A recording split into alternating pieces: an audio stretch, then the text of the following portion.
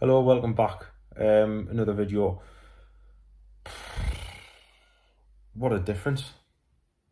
First half against West Ham. I mean, I know we're away. We've got less fans and all that. But, I mean, coming off the back of a mint game, the second Champions League game of the season at St James's Park on your home soil, and you absolutely hammer PSG in the Champions League to this. I mean, what the heck's gone on? We look like a totally different team. We don't even look like we're up for it. I thought the day we would come out, like, no disrespect to West Ham, because they're playing good as well, stats-wise, in terms of goals scored and, like, how many they've won and all the rest of it.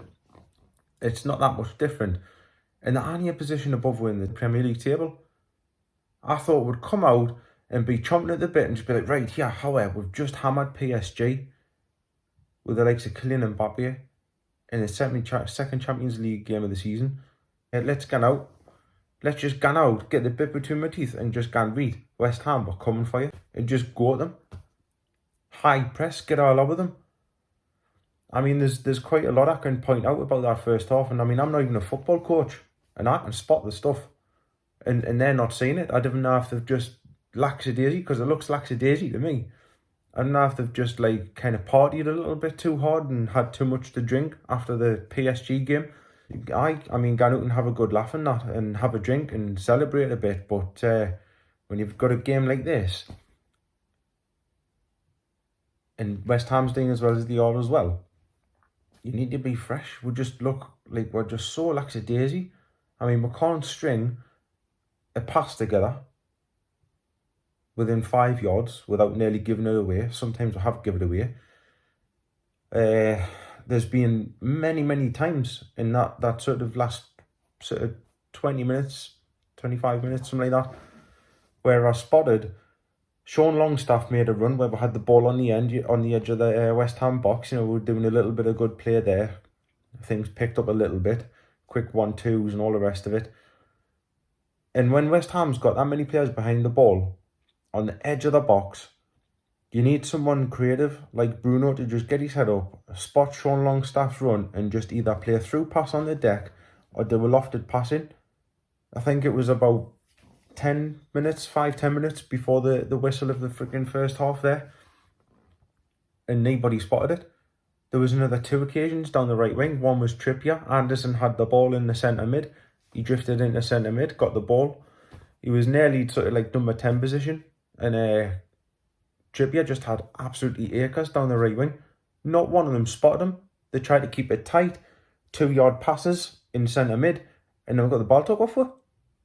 Like, what's going on? There's loads. I mean, Miggy was there as well. Miggy was down the right. He could have had the ball played to him. We're not threatening the back line of West Ham enough.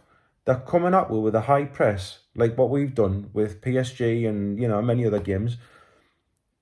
And we just look so slow to react to it. Like, we should be doing quick 1-2s. Someone get the head up. Be a bit more creative. Get a through ball in. Make West Ham's back line start to worry a bit.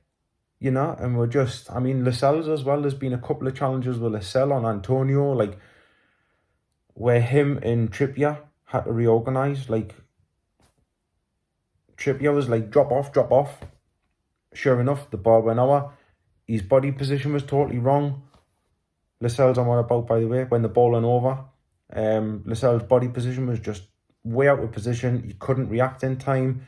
The bloke was gone, and that's how they got the goal.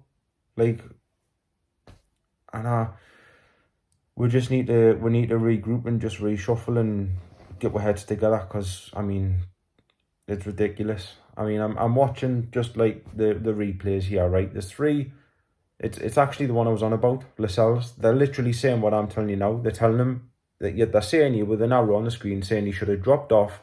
He should have looked up, got his head up, seen the player coming down their wing and dropped off. I'm not a football coach, but I've literally just said it, and now they're pointing it out. What's going on? He had a good game, and he's done alright. He's won a couple of headers and that, but you would think, given his chance at PSG, he's been given the nod of the day, you'd think he'd be doing better than that. You know, he's just completely flopped. He looks like a different player. I'm not happy with that first half. There's loads I could point out, but I'm not going to bore you with it because you all know. Let's just see what our second half brings. Hello, welcome back. So it's the end of the match, full time. We did a bit better in the second half.